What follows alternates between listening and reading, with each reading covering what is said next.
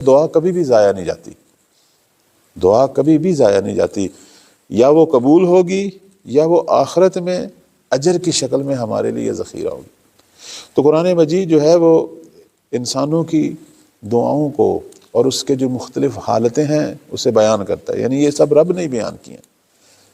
ویسے تو دعا جیسے یہ اجتماعی دعا ہے، دعائے ندبہ، لیکن بعض دعائیں ایسی ہیں کہ جو مخفی ہوتی ہیں، ان کو بھی اللہ بڑا پسند کرتا ہے۔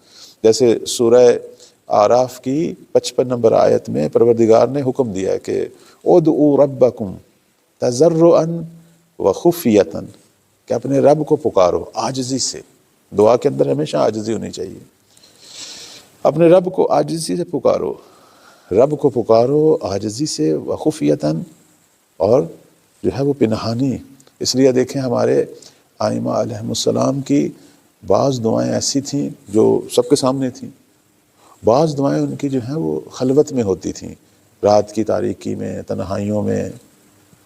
اور یہ بھی نقل ہوئی ہیں کہ مثلا بعض ائمہ کے اصحاب نے اماموں کی جو حالتیں نقل کی ہیں اس میں ایسی دعاؤں کا ذکر ہے کہ جو ان کی اپنی خلوتیں تھیں، رات کی تاریکیاں، حتیٰ شہر سے باہر نکل جاتے تھے، یا مثلا رات کو اٹھ کر مسجد میں یا خانہ کعبہ، حتیٰ اس کا خانہ کعبہ کا جو ہے وہ پردہ جو ہے اسے پکڑ کر امام سجاد علیہ السلام کی دعاؤں کے مختلف ٹائم ہیں۔ خود پروردگار نے جو ہے وہ قرآن مجید میں بھی ذکر کیا، جیسے آپ دیکھیں یہ جو سورہ کہف کی آیت نمبر جو ہے وہ 28، اس میں اللہ تعالیٰ جو ہے وہ ہمارے نبی کو حکم دے رہا ہے کہ وَاصْبِرْ نَفْسَكَ مَعَ الَّذِينَ يَدْعُونَ رَبَّهُمْ بِالْغَدَاةِ وَالْعَشِيِّ، یعنی اے پیغمبر تو محبت کر، تو ان کی طرف توجہ کر۔ کن لوگوں کی طرف؟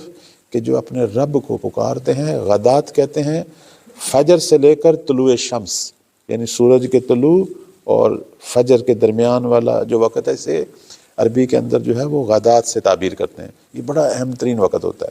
معمولاً ہمارے لوگ جو ہے اسے سو کر گزار دیتے ہیں، لیکن کہتے ہیں کہ خدا کی بے پناہ رحمتیں اور برکتیں اس ٹائم ہوتی ہیں، اور جو اہل معرفت ہوتے ہیں وہ کبھی بھی یہ ٹائم نہیں سوتے۔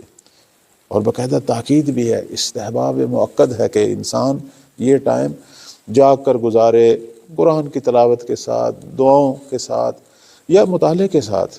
ہم ائمہ علیہم السلام کی زندگی، حتیٰ اپنے بزرگوں کی زندگی کو دیکھیں، وہ مسلسل تعقیبات کی حالت میں ہوتے تھے یہاں تک کہ سورج جو ہے وہ طلوع کرے۔ اور اس کے بڑے آثار ہیں انسانوں کی زندگی پر۔ آج جو بہت سارے لوگ پریشان بھی ہیں، اتنا سارا پیسہ ہونے کے باوجود پریشان ہیں، کہتے ہیں جی گھروں میں پریشانیاں ختم نہیں ہوتی۔ اس کی ایک وجہ یہ ہے کہ اس وقت کی ہم رعایت نہیں کرتے۔ یہ وقت جو ہے یہ آرامش کا ہے، انسان کی زندگی میں سکون دینے کا وقت ہے، برکتیں آنے کا وقت ہے، گھروں سے ٹینشنیں، مسائل، جھگڑے، پریشانیاں ختم ہونے کا وقت ہے۔